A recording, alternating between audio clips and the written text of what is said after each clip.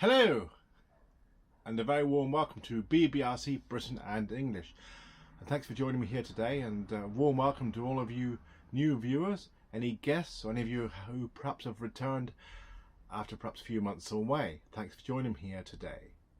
Well, we're at the end of September. We're well into the autumn here in Britain. Those of you from overseas or perhaps are tuning in to life in Britain, and perhaps at the moment wondering what's happening.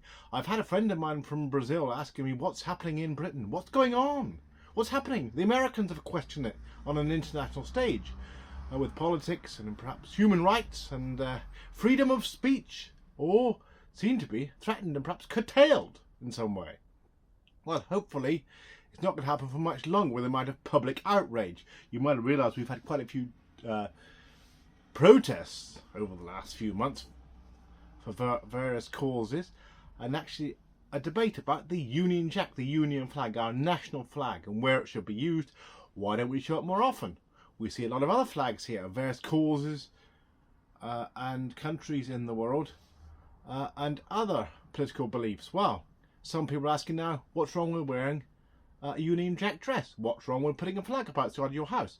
You've got the Union Jack, of course, and the England flag. Not to be confused, the England flag, of course, has got the St George's Cross, and the Union Jack has got the Union of the Nations, of course, which is, of course, Northern Ireland, Scotland, England and Wales.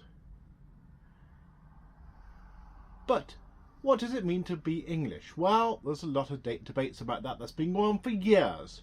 Whether it means, is it just tolerance? Does it mean we invite foreign people here? We're always open to new cultures? Or is it buying British? Is it being well-mannered? Is it being polite? What is it all about? We've had this debate for the last... I've known it go on for at least 25 years. Anyway, I'm sure you can comment about that if you want to. But most people say, why are we so worried about other cultures? Why are we so worried about other people coming here? They bring all their cultures here. You wouldn't get away with that in France, Spain, Germany or America. Perhaps not in China, but why are we so worried? Well, as you know, I don't get too political, so we won't go into too much detail about all that, because I'm sure you've all got your political beliefs, and I know a lot of people have moved here. Notice the perhaps incredible politeness of certain English people and the cultures in different places, the accents, and perhaps the quirkiness of British people, and you see different cultures in different places and accents and perhaps ways of living. Perhaps a few miles from, for example, you can go into Worcestershire from Herefordshire, you'll see different things. We've got country pubs, quite like a bit of country walking. We've got the coast. We're also quite interested in the environment. But there's other things perhaps we're known for as well. Human rights is perhaps what we're known for, but there's been some cases of which perhaps we question that. I know some people wondering what's actually going on with this new government. What's our politicians about? What's this new government about, which came in last year, offering all these changes? Marginalising the vulnerable, perhaps. They're not doing very much, are they? Well, perhaps most people are very annoyed at the moment, but then you could say that about most countries. Well, there's a big debate, and I've got a comment here, which you may like, and it was something I heard on BBC Radio 4 only yesterday. It was Steven Pinker, the Canadian cognitive psychologist. It was common knowledge versus common sense. And I think he's written a book.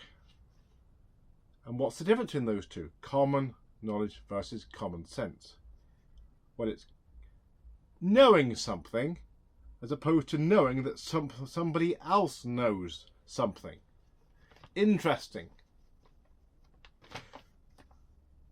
Also a book written by somebody, Notes from a Small Island, and it's in the description there, and probably on screen. I'll put that on screen for you. Well, and just to say, there's a poetry and English literature exhibition going on here in the town of Cheltenham in the next few weeks. It happens every year, part of one of the Cheltenham festivals, and I have partaken in it. I did talk about this country, I think it was last year, the country and people, if you want to refer back to that, on one of the earlier productions. I think I recreated it because it wasn't filmed live.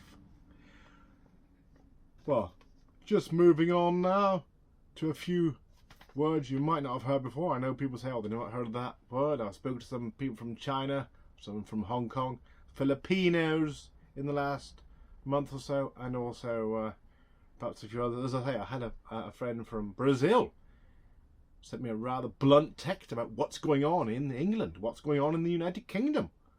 I don't know what's being said on all the international news outlets, but whatever it is, the media seems to know everything, and as you well know, everything in Britain gets reported, sometimes misreported overseas, whereas other countries don't report such things about the country, and they treat politicians with reverence, which we certainly don't do here, especially when they don't perform. They're very weak, and perhaps they're followers, not leaders, like has been said about Keir Starmer.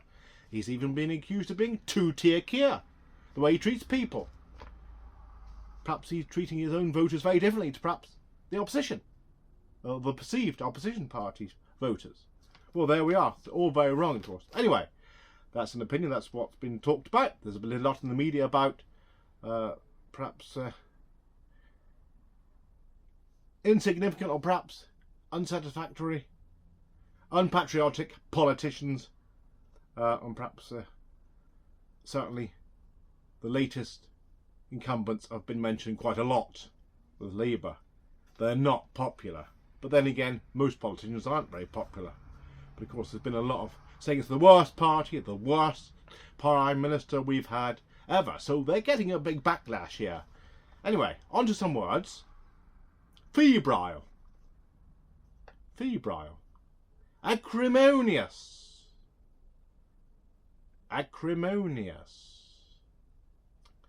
You might have heard these loosely before. May never have heard them at all. Now, one here I think comes from the French. Repertoire. Repertoire. Monotone. Monotone. Essential. Essential. Charismatic. Charismatic, or of course there's charisma. Charismatic or charisma.